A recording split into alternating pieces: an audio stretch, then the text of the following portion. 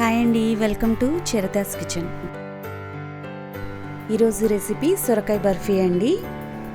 ఈ సొరకాయ బర్ఫీని మనం స్వీట్ షాప్ స్టైల్లో చక్కగా ఈజీగా సింపుల్గా ఇంట్లోనే ఎలా చేసుకోవచ్చో చూద్దాము. దీనికోసం ముందుగా 2 చిన్న సైజు సొరకాయల్ని నేను ఇక్కడ తీసుకొని చెక్కు తీసి ఉంచుకున్నాను. తర్వాత ఇవి ముక్కలుగా కట్ చేసుకొని మధ్యలో గింజలు ఉన్న పోర్షన్ని సపరేట్ చేసుకోవాలి. తర్వాత ఈ ముక్కల్ని ఇలా తురుముకోవాలి. మొత్తం ముక్కల్ని ఇలా తురుముకున్న తర్వాత ఇందులోంచి వాటర్ని మనం ఇలా పిండేసి సపరేట్గా తీసుకోవాలి.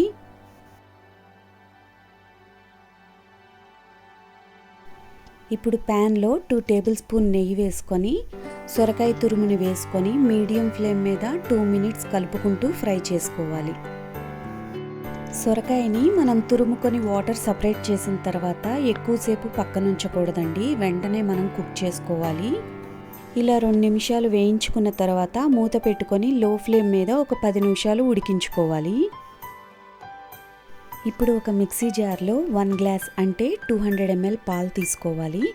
తర్వాత అందులో 1 కప్ షుగరు, 1/4 కప్ జీడిపప్పు, పన్నీర్ ఒక 200 గ్రామ్స్ వేసుకొని స్మూత్గా బ్లెండ్ చేసుకోవాలి. మీరు ఈ పన్నీర్ ప్లేస్లో పచ్చికోవా అయినా మిక్స్ చేసుకోవచ్చు. చూసారు కదా, ఇలా బ్లెండ్ చేసి ఉంచుకోవాలి.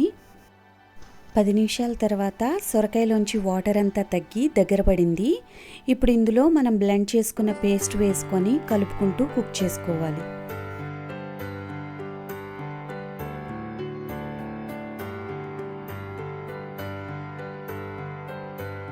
ఈ పన్నీర్ని యాడ్ చేసుకున్న తర్వాత ఎక్కువ టైం పట్టదండి, త్వరగానే దగ్గర పడుద్ది. కాబట్టి మధ్య మధ్యలో కలుపుకుంటూ కుక్ చేసుకోవాలి. ఇప్పుడు ఇందులో కొంచెం ఫుడ్ కలర్ గ్రీన్ కలర్ వేసుకొని బాగా మిక్స్ చేసుకోవాలి.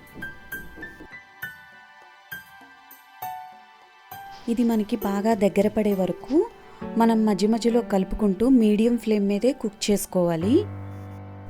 చూసారు కదా, బాగా దగ్గర పడింది కదా. ఇది మనకి ప్యాన్ నుంచి సపరేట్ అయ్యే వరకు కుక్ చేసుకోవాలి.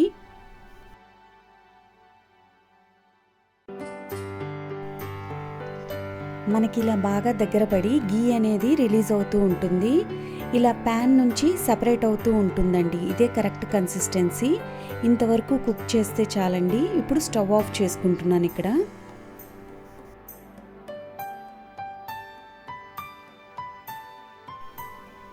ఇప్పుడు ఏదన్నా మౌల్లో బటర్ పేపర్ వేసుకొని ఆయిల్తో కానీ నెయ్యితో కానీ గ్రీస్ చేసుకోవాలి. తర్వాత మనం రెడీ చేసుకున్న మిక్స్ని అందులో వేసుకొని ఈవెన్గా స్ప్రెడ్ చేసుకోవాలి. ఇది మీరు ఒక 2-3 గంటల పాటు సెట్ అవ్వటానికి పక్కన పెట్టుకోవాలి. రూమ్ టెంపరేచర్లో అయినా వదిలేయచ్చు, లేదా ఫ్రిడ్జ్లో అయినా పెట్టుకోవచ్చు.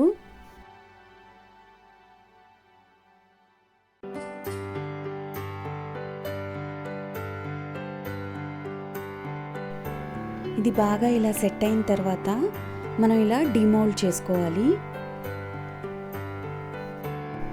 చూసారు కదా, చాలా చక్కగా వచ్చింది. దీన్ని ఇప్పుడు పైనుంచి కాజుతో కానీ బాదంతో కానీ గార్నిష్ చేసుకోవచ్చు. నేనైతే ఇక్కడ సిల్వర్ పేపర్తో గార్నిష్ చేసుకుంటున్నాను. ఇప్పుడు ఇది ముక్కలుగా కట్ చేసుకొని సర్వ్ చేసుకోవటమేనండి.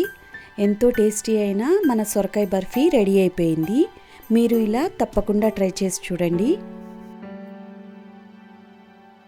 నా వీడియో కనుక మీకు నచ్చినట్టయితే తప్పకుండా లైక్ చేసి షేర్ చేసి సబ్స్క్రైబ్ చేసుకోండి. Thank you for watching.